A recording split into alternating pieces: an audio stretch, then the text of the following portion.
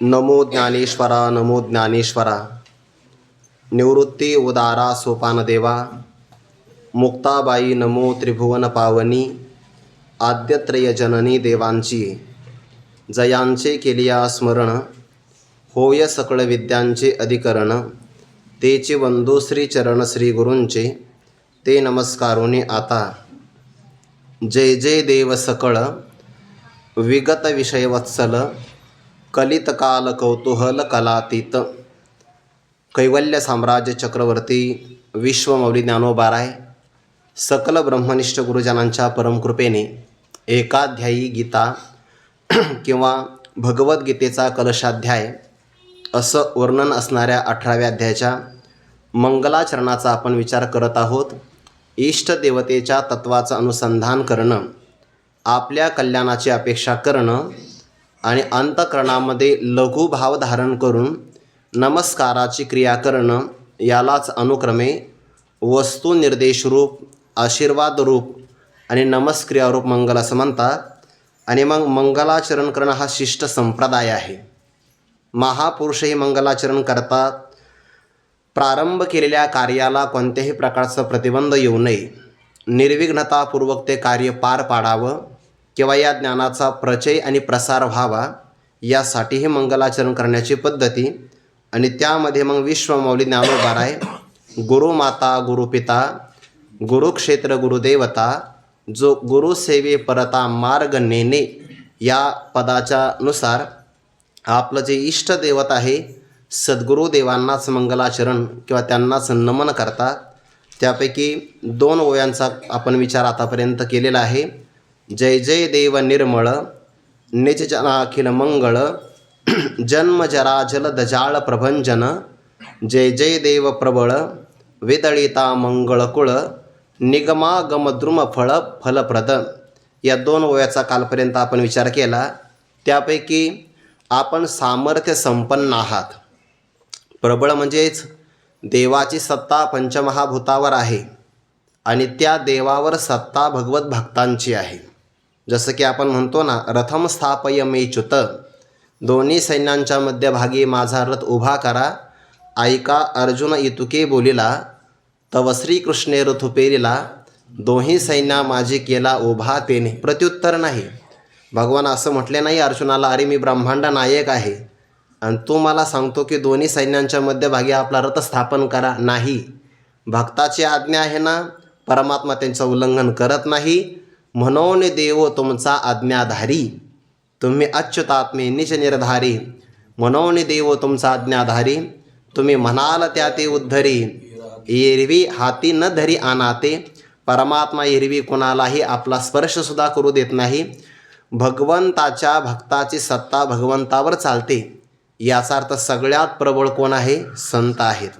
पुन्हा विदळिता मंगळकुळ. अमंगल शब्दाचाच अर्थ केलेला आहे अकल्याण. आणि मग अकल्याण कोण करतं? आसुरी संपत्ती. 16व्या अध्यायामध्ये त्या आसुरी संपत्तीचा विचार करत असताना 2 प्रकारच्या संपत्ती सांगितल्या.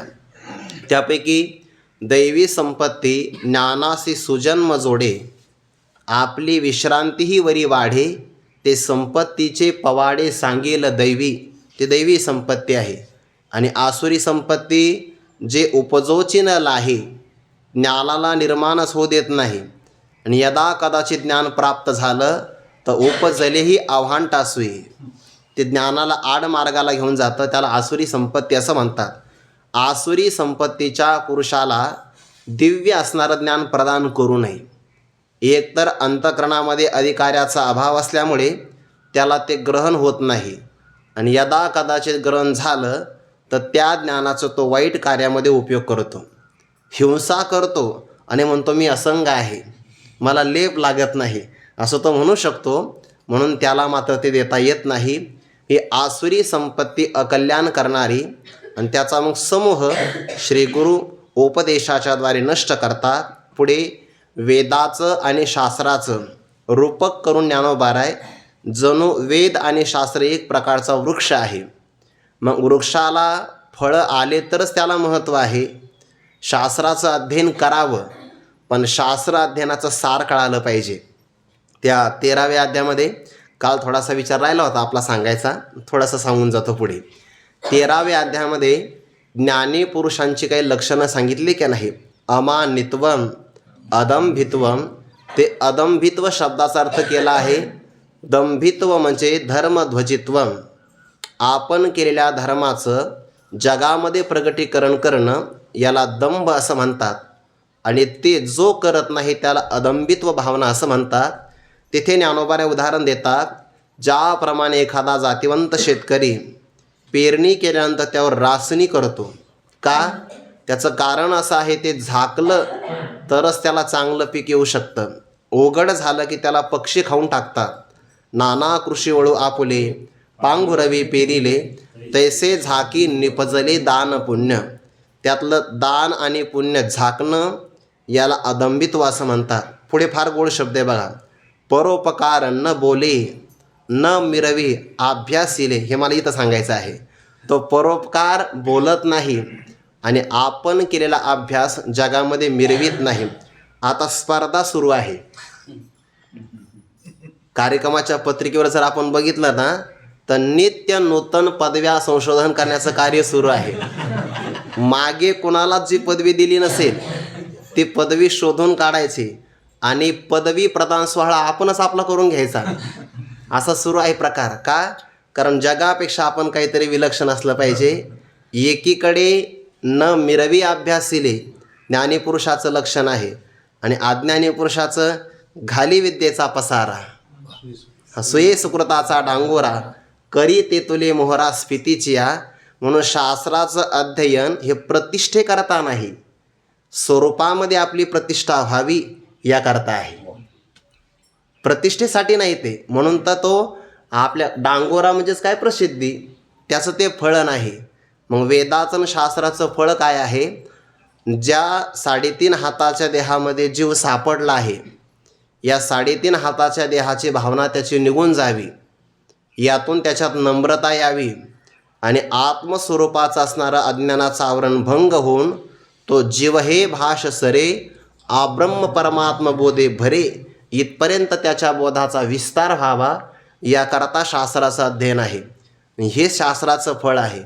पण ते फळ जोपर्यंत, आता वेदाला आणि शास्त्राला जर वृक्ष म्हटलं असेल तर वृक्षाला फळ वसंताचं आगमन झाल्याशिवाय लागत नाही. आणि श्री गुरु या उपाय वनातला वसंत आहे. म्हणून तर म्हटलं आहे, शब्द जाता आलोडिले, योगादिक जे अभ्यासिले, तैची म्हणो या पुले, जय सानुकूळ श्री गुरु, जी बन करू झाडे सिंपे जीवेसाठी, पाडोनी जन्मे काढे अटी, परी फळेसी तैची भेटी, जय वसंत पावे.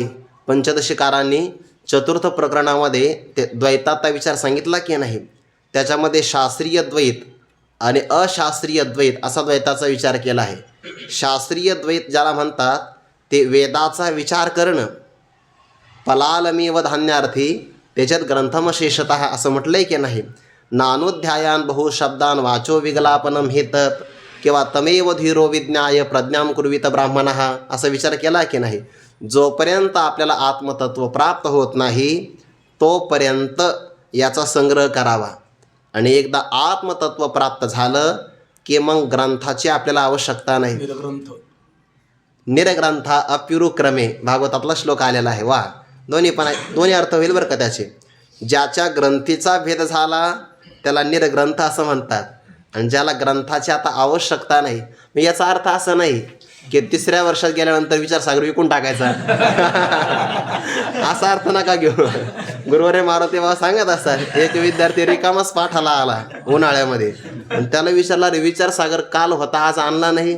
तो मला गरज नाही म्हणे, हापूस आंबे आले होते द्यायलाच काही नाही, मग विचारसागरच देऊन टाकला, आंबे घेऊन आलो असं नाही. हे ग्रंथ आवश्यक आहे, पण ग्रंथाचं तात्पर्य कळालं पाहिजे. ग्रंथाचं अध्ययन करून विद्वत्ता मिरविणे यात ग्रंथाचं तात्पर्य नाही. मग व्युत्पत्ती आघवी विसरीजे, जगात हाकुटे होईजे, तै जवळीक माझी, मनोनी थोरपण परा सांडीजे, व्युत्पत्ती आघवी विसरीजे, जगात हाकुटे होईजे, ते जवळीक माझी. पण थोडं बारकाई नाही का, शास्त्राचं आणि वेदाचं अध्ययन केल्यानंतर निरहंकारीपणाचा भाव तेव्हाच येईल जेव्हा आपण एखाद्या महापुरुषांच्या चरणकमलाजवळ बसून हे अध्ययन करू. नाहीतर एरवी मनुष्याला स्वतःच्या बुद्धीचा अभिमान होतो. हां, त्याच्यामुळं हे जो नम्रता जेव्हा येते, महापुरुषांचा स्पर्श असावा लागतो. आपण वारकरी संप्रदायामध्ये काही शिका, म्हणजे अगदी आपण कीर्तनकार झाले किंवा मृदंगाचार्य झाले किंवा गायनाचार्य किंवा आणखी काही होऊ द्या, पण या तिघाही व्यक्तीला महापुरुषांचा स्पर्श पाहिजे. त्याशिवाय हे हस्तगत होत नाही. ते पावसाचं जे पाणी आहे की नाही, ते वाहून नाही गेलं पाहिजे, जिरलं पाहिजे. चांगलं खाल्लेलं अन्न जिरलंच पाहिजे. तसं श्रवण केलेलं ज्ञान जिरलं पाहिजे, तर त्याचा उपयोग आहे. आणि हे केव्हा जिरतं? निगमागम द्रुम फळ. त्याचं फल सार काय आहे? श्रीगुरूंच्या कृपेशिवाय मिळत नाही. आपण काल विचार असा केला होता, शास्त्रामध्ये सारग्राहक भूमिका असावी.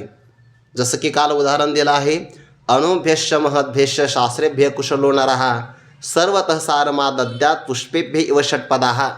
ज्याप्रमाणे फुलातून तो मकरंद कणाचं सेवन करणारा भ्रमर असतो, सार ग्रहण करतो, तो असं म्हणत नाही हे लहान फुल आहे का मोठं फुल आहे. तसं लहान शास्त्र असो किंवा मोठं शास्त्र असो, त्यातून सारग्राहक भूमिका जर असेल तर शास्त्राचं तात्पर्य कळतं. हे झालं आगमद्रुम फळ. आणि वेदाचं फळ काय आहे? आत्मप्राप्ती. आत्मस्वरूपाचं ज्ञान करून देण्याकरता वेद सरसावला.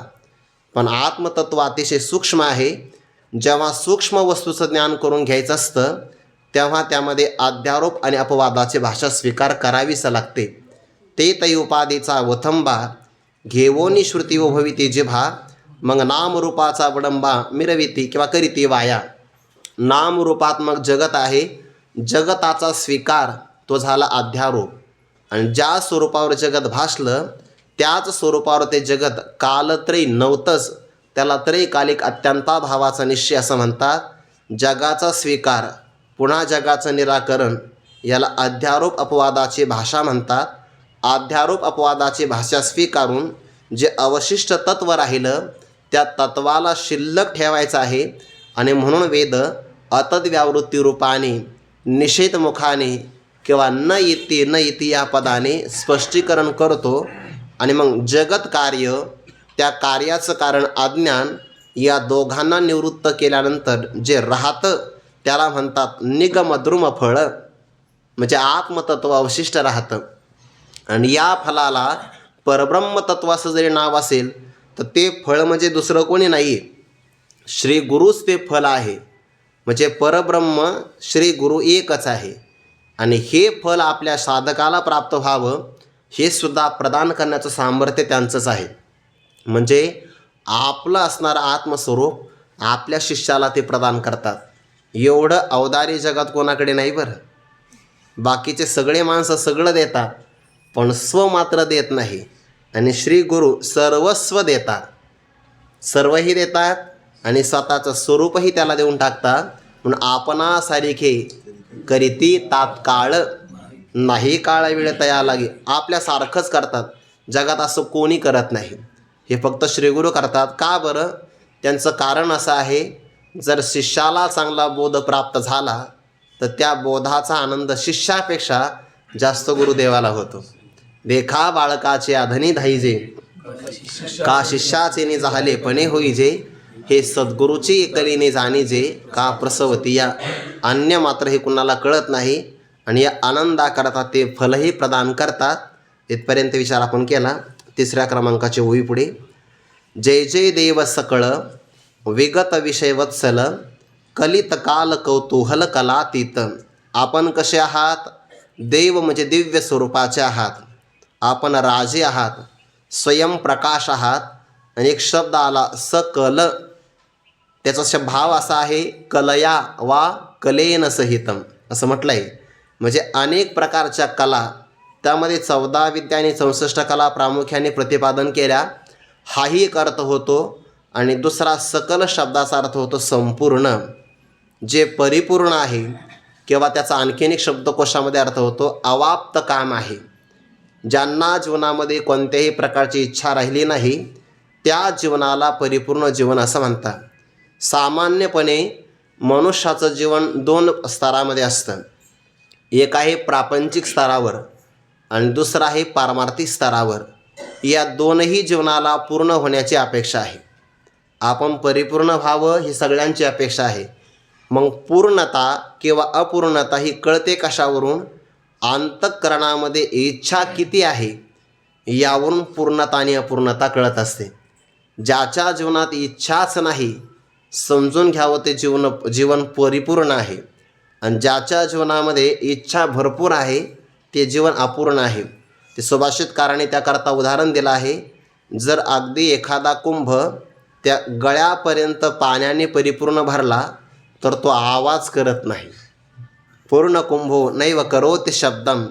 पूर्ण असणारा कुंभ जर असेल तर तो आवाज करत नाही, आणि अपूर्ण असेल तर तो शब्द केल्याशिवाय राहत नाही.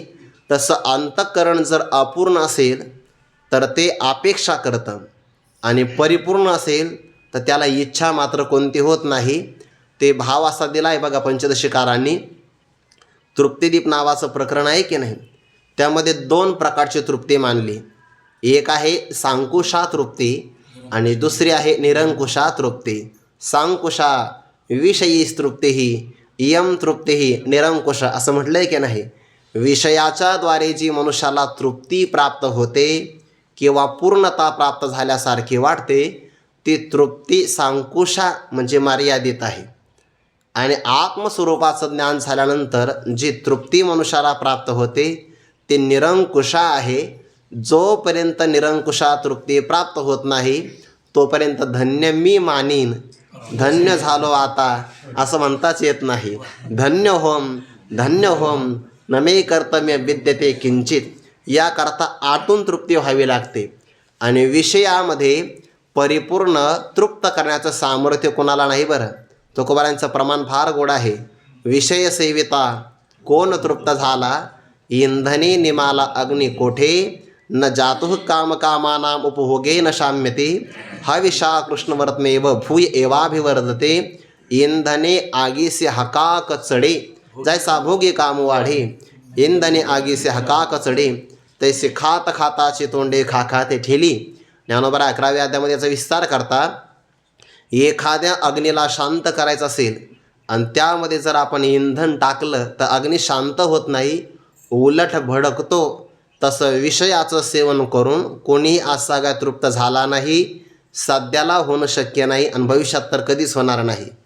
मनुष्याच्या अपेक्षा वाढत जातात, पण नेमका असा आहे अपूर्णतेची जाणीव झाली की तो मनुष्य बाहेरच्या विषयातून संपादन करून स्वतःला पूर्ण करण्याचा प्रयत्न करतो. पण दुर्दैव असं आहे पूर्ण करण्याकरता बाहेर धावण्याची गरज नाही, आत डोकावण्याची गरज आहे. वास्तविक आतच त्याला परिपूर्ण समाधान मिळू शकतं. ते ज्ञानोबारे उदाहरण देतात की ज्याप्रमाणे एखादा मृग असतो की नाही, त्याच्या नाभीमध्ये कस्तुरी असते पण त्याला ते कळत नाही, तो रानावनामध्ये फिरतो. किंवा जर एखाद्या मृगाला तहान लागली तर जवळच असणारं पाणी तो सोडून देतो आणि मृगजळाच्या पाठीमागे धावतो. का? मृगे तृषा पीडिते संभ्रमे विसरून जळाते, मग तोय बुद्धी बरडीते ठाकून येते. पाण्याची बुद्धी धारण करून तो मृगजळाच्या पाठीमागे धावतो आणि मग फुटवणी पडे तव मृग वाढवी हाव, परी न म्हणे ते माव रोहिणीची. हे मात्र मृगजळाची माया आहे असं त्याला वाटत नाही. जवळच पाणी आहे पण जवळी आहे त्यासाठी भेटेना, जवळी आहे परी भेटेना. का? त्याचं कारण त्याची असणारी दृष्टी ही बहिर्मुख आहे आणि बहिर्मुख पुरुषाला अंतरंगातला आनंद मिळत नाही. जो मनुष्य भागवतामध्ये एक प्रमाण फार गोडे बघा. न चेंद्रस्य सुखम किंचिन न सुखम चक्रवर्तीनः सुखमस्ती विरक्तस्य मुनेरेकांत जीविनः. काय गोड श्लोक आहे. अशा श्लोकावरून जीवन ओळवून टाकावं बघा. शास्त्रातले सिद्धांत आहे की नाही, ते सिद्धांत मनी मानसी दृढ बसले की आपल्या काही धारणा तयार होतात आणि त्या धारणा जर आपल्या दृढ झाल्या तर जगातले लोक किंवा आपलं अंतकरण परमार्थ मार्गापासून आपल्याला च्युत करू शकत नाही. भागवतातला एकच श्लोक आहे, न चेंद्रस्य सुखम किंचिन, इंद्राला थोडंसुद्धा सुख नाही. आणि मग तो वर्णन केलं आहे अमरत्व हे सिंहासन, ऐरावता सारखे वाहन, राजधानी भुवन अमरावती हे ज्ञानोबांनी जरी वर्णन केलं आहे, पण मग ते काही पूर्ण वर्णन नाही आहे. पुढचं वर्णन ऐकलं नाही का आपण? मग तया पुण्याची पावटी सरे, सवेची इंद्रपानाची ओटी उतरे. त्याला इंद्राची ओटी लावलेली आहे. ते कायमचं पद त्याच्या ताब्यात नाही. आणि मग ओटी कुठपर्यंत असते? जो सामान्यपणे आपण गंध लावतो कुठपर्यंत? सायंकाळपर्यंत. काही काही माणसाचं 24 तास गंध राहतो बरं, ओटी राहते त्यांची. पण 24 तास जरी राहिली तर दुसऱ्या दिवशी स्नान करताना मात्र गंधपासून जातोच की नाही. तसं इंद्राला इंद्रपणाची उटी लावलेली आहे. आणि कुठपर्यंत? त्याची पुण्याची असणारी पायरी संपली की तिथपर्यंत. म्हणून इंद्राला सुख नाही. जर असतं तर तपस्वी लोकांच्या तपामध्ये विघ्नच टाकलं नसतं. न चेंद्रचे सुखम किंचिन. मग आता जर इंद्राला सुख नाही तर चक्रवर्ती सम्राटाला सुख असेल? न सुखम चक्रवर्ती नहा. मग सुख कोणालाच नाही का? आहे ना म्हणे. सुखम अस्ति विरक्तस्य मुनिरेकांत जीविनहा. जो मननशील आहे, एकांतवासामध्ये जीवन आपण यापन करतो आहे आणि सगळ्या सांसारिक विषयापासून विरक्त आहे. पुढे शब्द येतो बघा, विगत विषय वत्सल बहु एकांतावरी प्रीती जया जनपदाची खंती जान मनुष्याकारी मूर्ती ज्ञानाची तो. बहु एकांतावरी प्रीती, त्याचे दोन अर्थ होतात. एकटं राहणं त्याला म्हणतात एकांत, किंवा एकाच परमात्म्यामध्ये आपल्या साधनेचा अंत किंवा शेवट होणं त्याला म्हणतात एकांत. म्हणून तर तो परमात्मा स्वरूपात राहतो ना. आता समजा आपण लोकांतामध्ये राहतो, हा लोकांत वाटतो की नाही? पण लोकांतात राहणाऱ्याचा विषय जर एक असेल तर तो एकांतच आहे. हा खरा एकांत आहे. हा एक विषय तो सकळांचा हरी, त्याच्या आवडीने आवडी तरी अंध बैरही पेता लोकाचारी, त्यांची कीर्ती गायली पुराणांतरी. वो इंद्राला सुख नाही, चक्रवर्ती सम्राटाला सुख नाही, पण विरक्त असेल, मननशील असेल आणि एकांत वासामध्ये काल यापन करत असेल तर त्याला सुख आहे. त्याला कोणतं सुख आहे? त्याला सुख आहे आत्मसुख. त्याला इंद्रियांचं विषय सुख नाही. विषय सुखाने कोणी तृप्त होत नाही. आणि म्हणून मनुष्याने, आणि खरं असं आहे, आपण आपल्या जीवनाचा विचार करा ना, मनुष्याला सुखाची अपेक्षा आहे, विषय सुखाची अपेक्षा नाही. विषय सुखाची जर अपेक्षा असते तर सुषुप्ती अवस्थेमध्ये आपण विषयांचा परित्याग केलाच नसता. ज्या अर्थी मनुष्य सुषुप्तीतल्या सुखासाठी विषयांचा परित्याग करतो, म्हणून भाव असा आहे, सकल मानवाची निर्विषयी सुख मिळावं याचीच अपेक्षा आहे. आणि विषयातल्या सुखापेक्षा दररोज आपण निर्विषयी सुखाचा जास्त लाभ घेतो. कल्पना करा, एखादा व्यक्ती जेवायला बसला, कोणता विषय? रसविषय. रसविषयाचा आस्वाद कुठपर्यंत घेईल? फार झालं सावकाश जेवला तर अर्धा तासापर्यंत विषयाचा सुखाचा अनुभव घेईल. किंवा एखादा व्यक्ती फारच जर आसक्तच असेल आणि रूप विषयाचा आस्वाद घेत असेल तर 3 तासाचा सिनेमा पाहिल. याच्या पलीकडे काही पाहणार नाही, त्याचे डोळे थकून जातील. पण हे झालं विषयाचं सुख, त्याला मर्यादा आहे. पण निर्विषय सुख, जेथे विषय कोणताच नाही, सुषुप्ती अवस्थेमध्ये निर्विषय सुख मिळतं आपल्याला. ते कुठपर्यंत मिळेल? ज्याचा जेवढा अधिकार असेल तेवढं. कोणाला 6 तास आनंद मिळेल तर कोणी 7 तास, कोणाचा घरी नाही झाला तर पाठात. होऊ शकतं विषयाचं सुखाला मर्यादा आहे. आणि मनाची अपेक्षा आहे की त्याला निर्विषयी सुख मिळावं. ते सुख आपल्या आत आहे, फक्त अंतर्मुख वृत्ती नसल्यामुळे जीवाला ते कळत नाही. सुषुप्तीतलं असणारं सुख जे आहे की नाही ते अज्ञानाने आवृत्त आहे. आणि म्हणून जागृतीमध्ये गुरूंची शरणागती, शास्त्राचं अध्ययन कळाचं ते कशा करता की तेच असणारं आत्मसुख ब्रह्मसुख आहे.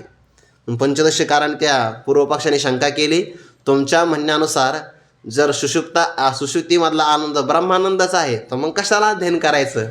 मग उत्तर असं दिलं, हे कळण्यासाठीच अध्ययन करायचं. अध्ययन त्यासाठीच करायचं आहे की हे कळालं पाहिजे. किंबहुना सोयी जेव आत्मा याचेला आहे तेथ जे होय. सुखाची व्याख्या नाही करतायत बरं. होय म्हणजे अनुभव प्राप्त होय. ज्ञानोबांनी बघा किती गोड उत्तर दिले, जे एक तरी ओवी अनुभवावी ना तीही ओवी. फार काय सांगावं, जीवाला जेव्हा आत्मस्वरूपाचा आश्रय मिळतो, विषयाचा नाही. विषयाचा आश्रय जीवाला मिळाला की त्याला दुःख आहे, पण जीवाला आत्मस्वरूपाचा आश्रय मिळाला की त्या ऐक्यामध्ये जे होतं त्याला सुख म्हणतात. मग ते शब्दात सांगा बरं. अनुभवाची जोगे नव्हे बोलायचे, सुख शब्दात सांगता येत नाही. अनिर्वचनीयम प्रेमस्वरूपम नियमात्मा परानंद परप्रेमास्पदम यतः मानभुवम हि भूयासम इति प्रेम आत्मनि इक्षते, असं म्हटलंय की नाही.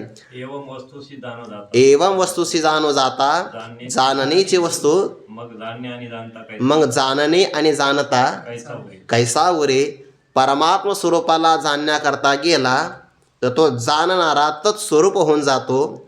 मग जे जाणायचं आहे ते ज्ञेय, जाणणार आहे ज्ञाता, आणि जाणण्याची क्रिया ज्ञान त्रिपुटीच राहत नाही, तो एक स्वरूपाला प्राप्त होतो. याला म्हणतात अद्वैतातलं सुख. आणि या सुखाने परिपूर्णता आहे. ज्याला हे सुख प्राप्त झालं तो बाहेर आपल्या इंद्रियाच्या गावात येत नाही. आणि जो इंद्रियांच्या गावातच येत नाही तो विषयांच्या बाजारात जाणं शक्य नाही. जया आपण पे सांडून कही इंद्रिय ग्रामावरी येणे नाही. काय गोड ओव्या त्या मी सांगत होतो की एक तरी ओवी अनुभवावी तीही ओवी. किंबहुना सोये जीवात्मयाची लाहे तेत जे होय तया नाम सुख. आणखीन एक ओवी सांगू का. गुरु तेथ ज्ञान ज्ञानी आत्मदर्शन दर्शनी समाधान आधी जैसे. समाधान मिळायचं असेल तर ही ओवी आहे, सुख प्राप्त करायचं असेल तर या ओव्या आहे. अशा ओव्या अनुभवाव्या, नाहीतर मग तुम्ही व्रत नियम न करावे, शरीरातील न पिडावे, दुरीकेही न वाचावे, तीर्थास्य गा. त्यातलंही तात्पर्य कळालं पाहिजे. तिथं ज्ञानोबाऱ्यांना ते सांगायचं नाही तुम्ही व्रत नियम करू नका, तीर्थयात्रा करू नका, हे नाही सांगायचं. स्वधर्माचं प्रामाणिकपणाने पालन करा. तीर्थयात्रेत जे फल मिळणार आहे ते प्रामाणिकपणाने कर्म केलं की मिळणारच आहे, असा तिथं तात्पर्याचा अर्थ आहे. मग तो पाठाला काय येत नाही, तृप्ती झाली आज ऐसे साधने सरती पैसे देखील आत्मतुष्टी तैसे करवे नाही, असा नाही अर्थ घ्यायचा. याचं काय तृप्ती जरी झाली तर वारंवार सेवन केलं काही हरकत नाही की नाही. या ओव्या अनुभवाव्या. आणि ज्यालाही आत्मा असणारी संतुष्टी मिळाली. सुखाचा सागर आतमध्येच आहे, फक्त दृश्यते त्वग्रया बुद्ध्या सूक्ष्मया सूक्ष्मदर्शिभी. जेव्हा बघा तुम्ही, जेव्हा आपलं मन प्रसन्न असतं, स्थिर असतं, एकाग्र असतं बघा, आणि आपल्याला शारीरिक आरोग्याचं समाधान असतं, तेव्हा आपल्याला शब्द स्पर्श रूप रसगंध या 5 विषयापैकी कोणताही विषय न मिळू द्या तरी आपण आनंदात असतो.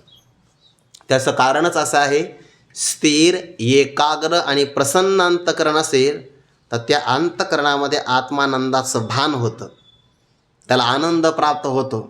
आणि ज्याचं अंतकरण इतकं शुद्ध आहे, जयाचे चोखटे मानसी मी होऊन असे क्षेत्र संन्यासी. ऐका, अंतकरण किती शुद्ध आहे, इतकं शुद्ध आहे की परमात्मा सच्चिदानंद स्वरूप आहे ब्रह्म, आणि तो परमात्मा त्या अंतकरणामध्ये जर क्षेत्र संन्यास घेऊन राहत असेल तर सांगा त्या महापुरुषाला सुखाची कमतरता कधी असेल. म्हणून त्याचं जीवन सकल आहे, परिपूर्ण आहे, संपूर्ण आहे. आणि म्हणून तृप्ती प्राप्त झाल्यामुळे तो इंद्रियांच्या गावात येत नाही. मग तो विषय न सेवी हे काय विचित्र येतं. ज्ञानोबारे पुढे ओव्या किती गोड देतात बघा. त्या ओव्यावर जीवन अर्पण करावं.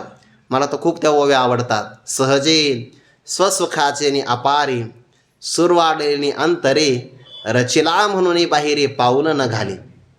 त्या ओव्या वाचतानाच एवढा आनंद आहे. जर त्या ओव्याचा अनुभव आला आणि त्याच्याशी आपण जर एकरूप झालो तर बस. ज्ञानोबराला एवढीच प्रार्थना आहे की कधीतरी हे जीवनामध्ये मिळावं, बाकीचं काही नाही मिळालं तरी चालेल. जे सुख प्राप्त करायचं ते निर्माण नाही करायचं, ते सहज आहे, सहज आहे, निर्माण नाही करायचं. विषयातल्या आनंदाला संपादन करावं लागतं. हा आनंद स्वतःसिद्ध आहे. बरं, दुसऱ्यावर परावलंबी असेल नाही, स्वसुखाचे नि ते आपलं स्वरूप आहे, स्वतंत्र आहे. आणि ज्याला परिच्छेदच कोणता नाही, अपारे सहजे स्वसुखाचे नि देशे काळे वेदानुवादा ज्या सुखाची न करवे मर्यादा, असा अपार आनंद आहे. आणि या अपार सहज स्वतंत्र आनंदाने ज्याचा अंतःकरण परिपूर्ण भरलेला आहे, सुरवाळलेनी अंतरे रचिला, तो तयार झाला आहे बघा. रचला गेला म्हणजे निमग्न झाला, म्हणून बाहेर पावलं न घाली. याचे दोन अर्थ होतील बरं. आता ज्याचं अंतकरण आतमध्ये परिपूर्ण झालं तो बाहेर पावलं न घाली, आणि ज्याचं अंतकरण सुरवाडलेनी न अंतरे बाहेर पावलं घाली. आहे का नाही? ज्ञानोबांचे शब्द आहे बघा. जर मागे पुढे बदलत अर्थ लागता, अंतकरण परिपूर्ण भरलं तर बाहेर पाऊल घालतच नाही, आणि बाहेर अंतकरण परिपूर्ण नसेल तर बाहेर पडल्याशिवाय राहत नाही. बाहेर पावलं न घाली. काय उदाहरण गोड देतात.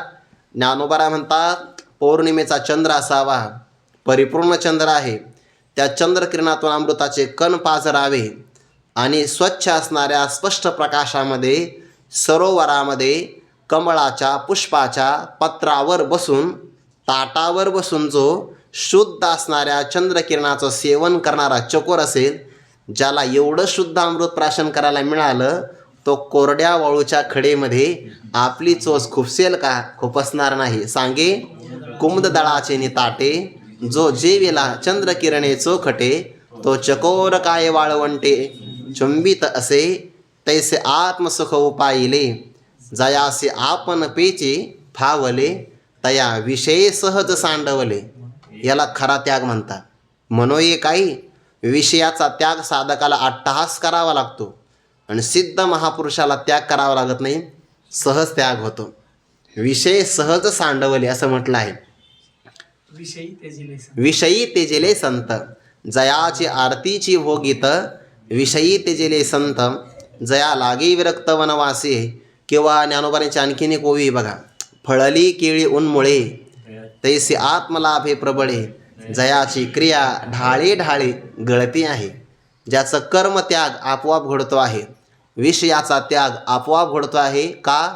परिपूर्णतेमध्ये हे होतं. आणि हा आनंद मिळण्यासाठीच सगळ्या अध्यात्मशास्त्राचे प्रयत्न आहे.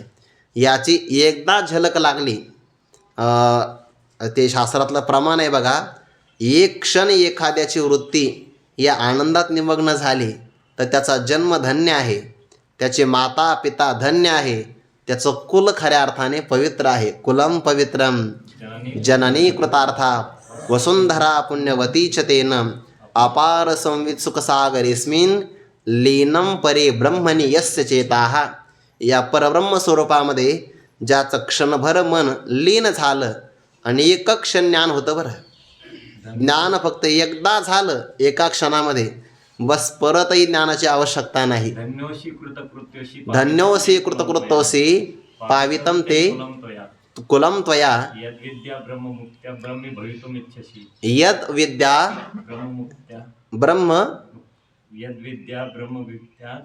ब्रह्मवृत्त्या ब्रह्म भवितुम इच्छसी.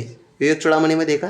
विवेक चूडामणीमध्ये ते प्रश्न विचारला साधकांनी प्रश्न विचारला की हे गुरु, आपण दयाळू आहात, या अपार संवेद सागर आपलं संसार सागरामध्ये निमग्न आहे मी, यातून तरुण जाण्याचा मला काही उपाय सांगा. तर भगवान म्हणतात की असा प्रश्न विचारणाराही कोणी भेटत नाही. तुम्हाला भेटला आहे, आणि खरं आहे बरं. चांगला श्रोता जर मिळाला ना तो वक्त्याने त्याला सोडू नये. हो, अखंड वाडे कोडे अर्जुना, अम्माई वाडे कोडे अखंड बोल आवडे, अरे काय की जे न जोडी पुसते ऐसे, असं विचारणारा आम्हाला कोणी भेटत नाही ना. मच्चित्ता मदगत प्राणाः बोधयन्तः परस्परम कथयन्तश्च माम नित्यम तुष्यन्ति च रमन्ति च. म्हणून श्री गुरु त्याची स्तुती करतात. तू धन्य आहे, कृतकृत्य आहे, ज्या अर्थी तुला ब्रह्मविद्या संपादन करण्याची अपेक्षा आणि ब्रह्मप्राप्ती करण्याची अपेक्षा निर्माण झाली, म्हणून तू धन्य आहे. हा आनंद मिळाला तर जीवन पूर्ण आहे. आणि ज्याला हीच पूर्णता प्राप्त झाली त्याला म्हणतात जय जय देव सकल. परिपूर्ण आहात आपण. आणि या परिपूर्ण पुरुषाला बाहेरचे विषय आले काय आणि निघून गेले काय काही फरक पडत नाही. त्यांच्या पूर्णतेकरता उदाहरण दिलं आहे. आपूर्यमाणमचल प्रतिष्ठम समुद्रमाप प्रविशन्ति यद्वत् तद्वत् कामायम प्रविशन्ति सर्वे सशांत मापनोती न कामकामी. एका जनार्दनी निष्काम सदा परिपूर्ण मंगळधाम. निष्काम आहे, अपेक्षा कोणती नाही, परिपूर्ण आहे, आणि मंगलधाम. धाम म्हणजे स्वरूप. दोन अर्थ आहे. मंगल असणारा परमात्मा त्याचं राहण्याचं ते ठिकाण आहे, किंवा मंगळ असणारं परब्रह्म हे त्यांचं स्वरूप आहे. दोन्ही पण अर्थ आपण घेऊ शकतो. ज्ञानोबा म्हणतात बघा, तैसा मी पूर्ण काम श्री निवृत्ती ज्ञानदेव म्हणे. म्हटले की नाही ज्ञानोबा, पहिल्याच अध्यायामध्ये म्हटले बघा, तैसा मी पूर्ण काम श्री निवृत्ती चिंतामणी आली हाती सदा विजय वृत्ती म्हणून होती. तैसा मी पूर्ण काम कुणामुळे? श्री निवृत्ती महाराजांच्यामुळे. म्हणजे ते पूर्ण काम आहे, अवाप्त काम आहे, सकल आहे परिपूर्ण. आम्ही सुद्धा परिपूर्ण त्यांच्यामुळे झालो. विषयाची अपेक्षा नाही. समुद्राचं उदाहरण दिलं आहे. परिपूर्ण असणारा समुद्र जरी सरिता ओघ समस्त परिपूर्ण होणे मिळत, तरी अधिक नोहे ईशत मर्यादन सांडी. ना तरी ग्रीष्मकाळी सरिता शोषोणी जाती समजता, परी न्यून नव्हे पारता समुद्र जैसा. तैसा प्राप्ती रिद्धी सिद्धी तयासी क्षोभ नाही बुद्धी. आणि न पवता न बाधी अधृती तयाते.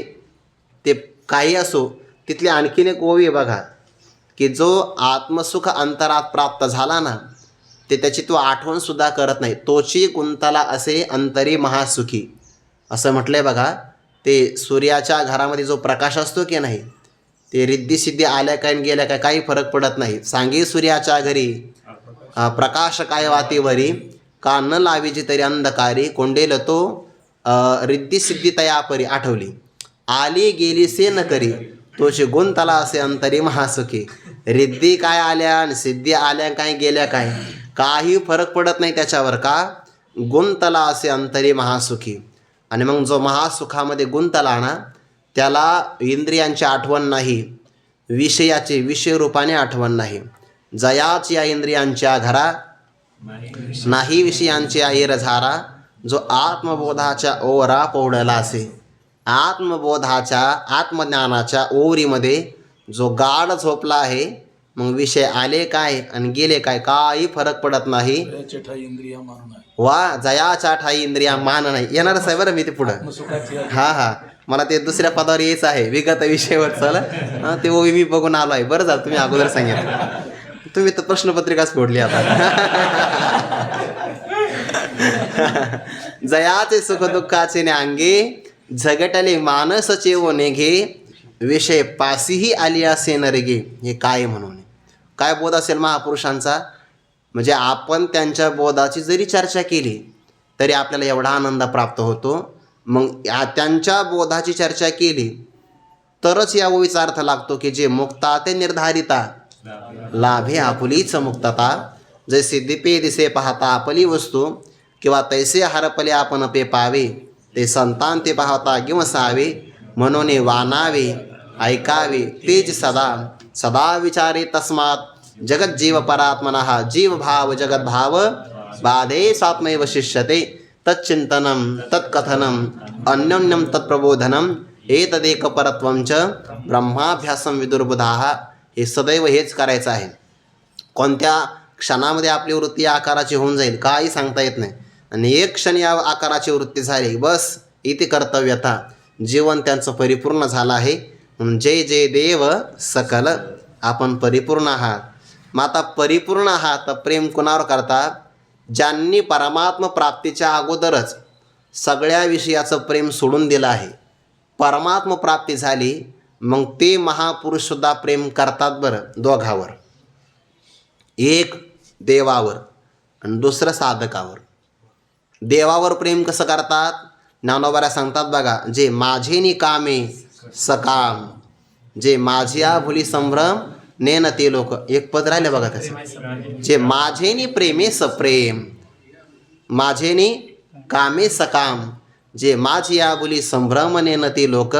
ज्यांना जगातला कोणताही विषय आकृष्ट करू शकत नाही त्यांना आकृष्ट करावया करता परमात्मा सुंदर रूप धारण करतो. आत्मा रामाष्टमुनयो निर्ग्रंथाप्युरुक्रमे कुर्वन्त्य हेतुके भक्तिं इत्थं भूतगुणो हरिहि. किंवा विषयी जनोनी जन्मले, जे शुकादिक दादुले ते विषयोची वानिता झाले भाटययाचे. जगातला कोणताच विषय त्यांना आकृष्ट करू शकत नाही, पण त्यांना सुद्धा परमात्मा आपल्या स्वरूपाकडे आकृष्ट करतो. मधुसूदन सरस्वतींनी ते भगवंताचं वर्णन केलं. आणि वर्णन केल्यानंतर मग काही लोक म्हटले, अहो तुम्ही एवढं परमात्म्याचं वर्णन केलं आहे, एकदा सगुण परमात्म्याला पाहण्याकरता जावा म्हणे वृंदावनला, मथुरेला जा. त्याने मला जायचं नाही, एकदा जाऊन तर बघा. गुरुदेवांची आज्ञा झाली, निघाल्यानंतर सकाळची देवपूजा करायला लागले. काही त्यांचा नित्यनेम वगैरे असेल संन्यासी महापुरुषांचा. यमुना मैयाच्या किनाऱ्यावर भगवंताने असं काही रूप धारण केलं आहे. वंशी विभूषित करान्नवनीर दाभात पीतांबरात अरुणबिंब फलाधरुष्टात पूर्णेंदु सुंदर मुखादरविंद नेत्रात कृष्णात परम किमपि तत्वमहं न जाने. ते भगवंताचं स्वरूप पाहिलं. वंशी विभूषित, भगवंताच्या हातामध्ये बासुरी आहे. करान्नवनीर दाभात, अंगकांती कशी आहे, नवीन आलेले मेघ जसे श्यामवर्णाचे असतात तसे कांती आहे. पाहिल्यानंतर नवीन सूर्याचा उदय व्हावा, जसा तो लाल वर्णाचा असतो तसे भगवंताचे अधर आहे. आणि पूर्ण असणारा चंद्र जसा अमृतकणाचा वर्षाव करतो तसं भगवंताचं सौंदर्य संपन्न असणारं मुख आहे. ते पाहिलं. मग आता त्यांना विचारलं, तुम्ही परमात्मा स्वरूपाला जाणता? ते म्हणे, नाही, कृष्णात परम किमपि तत्वमहं न जाने.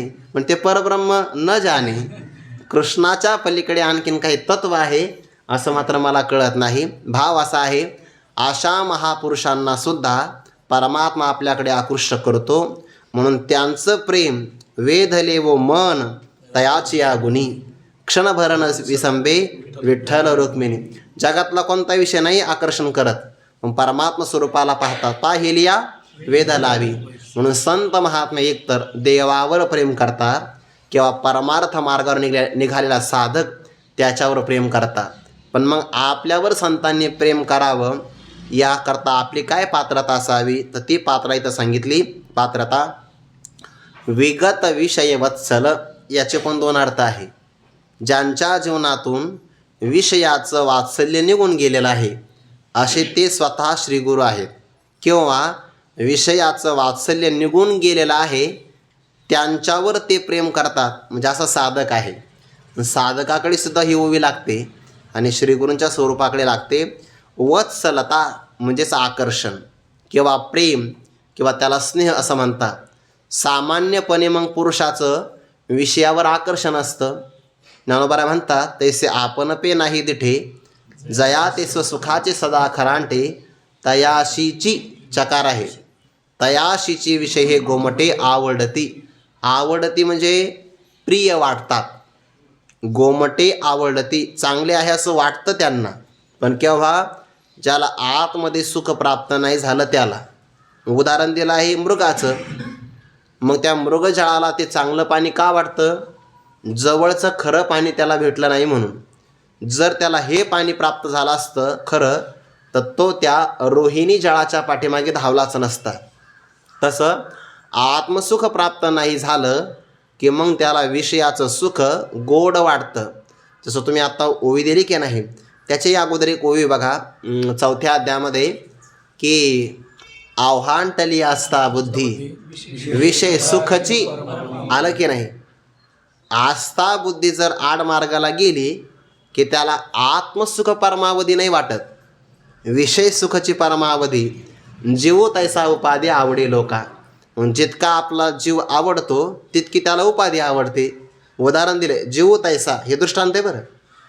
जितका जीव मनुष्याला आवडतो की नाही, स्वतःचं स्वतःवर जेवढं प्रेम आहे तसं त्याला देहाधिक उपाधी आवडते आहे. जीव तैसा उपाधी आवडे लोका. आणि मग आशांच्या गावामध्ये विवेक वैराग्य चालत नाही. ज्या गावामध्ये कपडेच कोणी घालत नाही त्या गावामध्ये कपडे विकण्याचा काही उद्योग करू नये.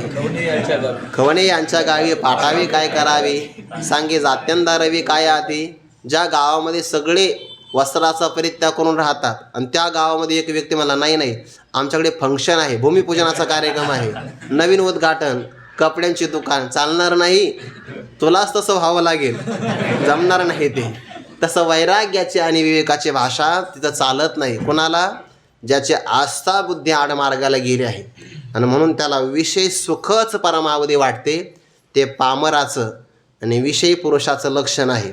पण जगात दोन व्यक्तिमत्व असे आहे की ज्यांच्या जीवनातून विषयाचं आकर्षण निघून गेलं आहे. एक, विषय पासीही आर्यासी नरिगे हे मुक्त पुरुषाचं चिंतन आहे. आणि साधकाची ओवी आहे आत्मसुखाची गोडिया वेटे जो का सकळ विषया जयाच्या ठाई इंद्रिया मान नाही. बघा बरं, दोन भाव आहे त्या ओवीमध्ये. विषय रूपाने कळतच नाही तो मुक्त महात्मा आहे. आणि आत्मसुखाच्या गोडीसाठी ज्याने प्रयत्नपूर्वक विषयाचा त्याग केला आहे त्याला काय म्हणतात? साधक. म्हणून विगत विषय दोन अर्थ आहे बरं. म्हणजे विषय सोडून गेलेले आहेत. वा आगी लागली आरुखी देखोनी सैरा पळती पक्षी तैसे सांडिले असे की विकल्पी जे. तिथे सुद्धा त्यांनी विकल्पांना सांडलं नाही, विकल्पच त्यांना सोडून गेले आहेत. ज्याप्रमाणे अग्नी लागला एखाद्या वृक्षाला की वृक्ष त्यांना म्हणत नाही जा म्हणून, ते पक्षीच त्या वृक्षाला सोडून देतात. तसं आत्मस्वरूपामध्ये स्थिर झाला की सगळे विकल्प द्वंद्व त्याला सोडून देतात. म्हणून आत्मसुखाच्या गोडिया विटे जो का सकळ विषया. सगळे विषय बरं म्हणजे शब्दस्पर्शादी इथले पंचविषय आणि दिव्य असणारे स्वर्गातले विषय, अहिकीचे का परत्रीचे भोग पायिक झाल्या इच्छेचे परिभोगावे हे न रुचे मना माझी. 13व्या अध्यायातली ओवी आहे. ऐसा उभय भोगे त्रास दे कसी जेत बहु असं जाण तेथे रहिवास ज्ञानाचा तू. उभय भोगे नारांचांचे अंतुरणे पूय पंकी लोळणे तैसे लेखी भोगणे अहिकीचे आणि स्वर्गाते मानसे ऐकोनी मानी ऐसे कुहिले पिष्ट जैसे श्वानाचे गा. ऐसा उभय भोगे त्रास म्हणजे इथलाही विषय आणि पारलौकिक असणारे विषय या दोन्हीचंही आकर्षण ज्याच्या मनातून निघून गेला आहे तो परमार्थाचा खरा अधिकारी. म्हणून तर विवेक, वैराग्य, समाधी, षटक आणि मग पुढे मुमुक्षुत्व या 4 साधनांनी संपन्न असेल तर तो अध्यात्माचा अधिकारी आहे. आणि असं विषय वत्सल म्हणजे विषयाचं आकर्षण विगतः ज्याच्या मनातून विशेष प्रकारे निघून गेलं आहे, आता परत विषयाचं आकर्षण निर्माण होणार नाही. जसं की वमिलिया अन्ना लाळन गोटे रसना अंगन सुया लिंगना प्रेताची वांती झाली, परत ते अन्न खा वाटत नाही. किंवा प्रेताला कोणी आलिंगन देत नाही, जरी प्रिय मित्र असला तरी सुद्धा नाही. किंवा उकळत्या असणाऱ्या लोखंडाच्या रसामध्ये उडी घालता येत नाही, अजगराची उशी करता येत नाही. त्याप्रमाणे ज्याला विषयाची वार्ता आवडत नाही, अर्जुना तेने पाडी जयाशी विषय वार्ता नावडे नेदी इंद्रियांची नि तोंडे काहीची जावो. त्या साधकाला म्हणतात विगत विषय वत्सल. आणि त्याच्यावर मग श्री गुरु प्रेम करतात की हा दुर्मिळ आहे. सत्शिष्य विरळा जोडे भाग्य योगे महिमा ज्याच्या संगी गुरुत्वाशी. असा साधक मिळू शकत नाही ना, म्हणून त्यावर ते प्रेम करता. म्हणजेच सिद्ध महापुरुषाचं प्रेम 2 ठिकाणी, एक तर देवावर, दुसरं साधकावर. आणि सिद्ध महापुरुषाचं तिसरं प्रेम घेतलं तर सिद्ध महापुरुषावर. मच्चित्ताः मदगत प्राणाः बोधयन्तः परस्परम. म्हणजे 3 ठिकाणी ते प्रेम करू शकतात. विषयावर प्रेम नाही करत ते. सामान्य पुरुषाचं प्रेम पुत्र वित्तपर लोक इथपर्यंत असू शकतं त्याचं प्रेम. किंवा पण सिद्ध महापुरुषाचं सिद्धावर प्रेम, सिद्ध महापुरुषाचं साधकावर प्रेम आणि सिद्ध महापुरुषाचं सिद्धांतावर म्हणजे परमात्म्यावर. सगळं सहस येईल ना मग आता. सिद्धावर, साधकावर आणि सिद्धांत साध्यावर. वा, साध्यावर प्रेम आहे त्याचं. झालं साध्य आता. साध्य स्वरूपावर प्रेम आहे त्याचं. किंवा ते सार्थक आहे की नाही. तुका म्हणे जन्मा आल्याचे सार्थक विठ्ठलची एक देखिल्या. किंवा तो सिद्धांत आहे, सिद्ध म्हणजे तयार आहे असा त्याचा अर्थ झाला. विगत विषय वत्सल. ते शंकराचार्य भिक्षा मागण्याकरता चालले एका गावात. त्या गावात असं झालं होतं की फार वर्षानंतर एका कुटुंबाला, दाम्पत्याला पुत्र प्राप्त झाला. आता ते संसारामध्ये काही ना काही उणीव राहत असते. एक आहे तर एक नाही. समजा एखाद्याचा विवाह झालाच नाही तर ते कोणत्याला दुःख असतं. बरं झाला तर मग पुत्रहीन असे मे राज्यम सर्व दुःखाय कल्पते. पुत्र नाही प्राप्त झाला तर उणीव राहते. बरं पुत्र प्राप्त झाला पण बाळक बोबडा बोली का वापडा विसुका पाऊली ते चोच करून माऊली न रिजे जेवी. असं जर नाही घडलं तरी दुःखच असतं. बाळकाने चालावं किंवा बोबडं तरी बोलावं अशी त्या मातेची अपेक्षा असते. पण त्या अपत्यानं जो पुत्र प्राप्त झाला की नाही, त्या पुत्राचं लक्षण त्यांनासुद्धा नाही कळालं. ज्याप्रमाणे धुळीतलं रत्न त्यांना कळत नाही, शिंपल्यामध्ये असणारा मोती शिंपल्याला कळत नाही, किंवा आपल्याच नाभीमध्ये असणारी कस्तुरी हरणाला कळत नाही, किंवा कमळाचा कंद या सरोवरामध्ये आहे तो दरदुराला कळत नाही, तसं आपल्या उदरी महात्मा जन्माला आला हे त्या दाम्पत्याला कळालंच नाही. बरं, तो 8 वर्षाला प्राप्त झाला, शब्दांनी सुद्धा बोलला नाही. लोक विचार करायचे, प्रेत म्हणावं तर प्राण आहे, आंधळा म्हणावं तर सगळ्यांकडे पाहतो, बहिरा म्हणावं तर कान टवकारतो, आहे तरी कोण कोणालाच कळेना.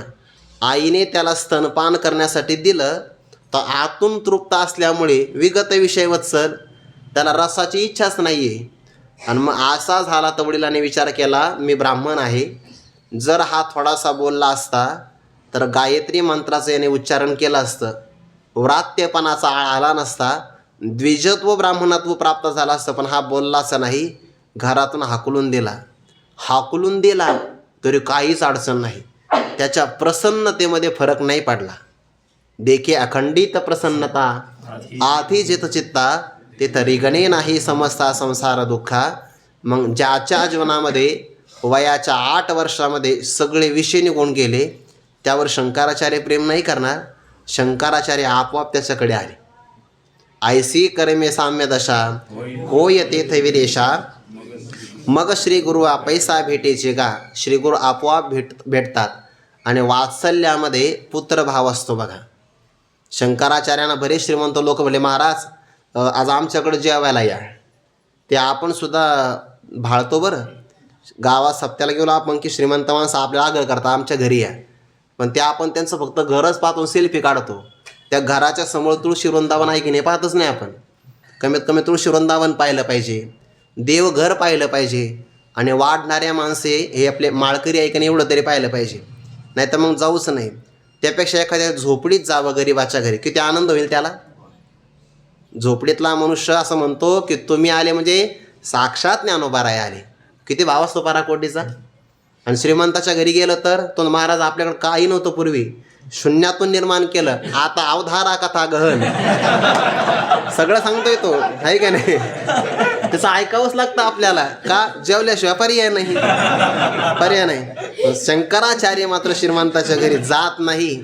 आणि त्याच्या घरी गेले आणि चेहरा पाहिला, लगेच कळालं की नाना आचार गौरव सुकुलीनाचे, हा चांगला आहे. त्याला विचारलं, कस्त्वं शिशो कश्य कुतोसी गंता, किं नाम ते त्वं कुत आगतोसी, येतन मयुक्तम वदचार्बकत्वं मत प्रीतये प्रीती विवर्धनोशी. शिशो शब्द वापरला ना, तो बालक आहे बालक, आणि बालकामध्ये वात्सल्य भाव असतो. शंकराचार्य आता माता आहे आणि त्याला सांगितलं, हे शिशो बालका तू कोण आहे, कुठून आला, जायचं कुठं आहे, कोणाचा आहे तू, या प्रश्नाची मला उत्तर दे, का आपल्या दोघातलं प्रेम वाढावं, विगत विषय वत्सल. आणि मग त्यांनी उत्तर दिलं, नाहम मनुष्यो न च देव यक्षौ, न ब्राह्मण क्षत्रिय वैश्यशूद्राः, न ब्रह्मचारी न गृही वनस्तो, भिक्षुर्न चाहम निजबोध रूपः. असा स्वतःचा बोध सांगितला.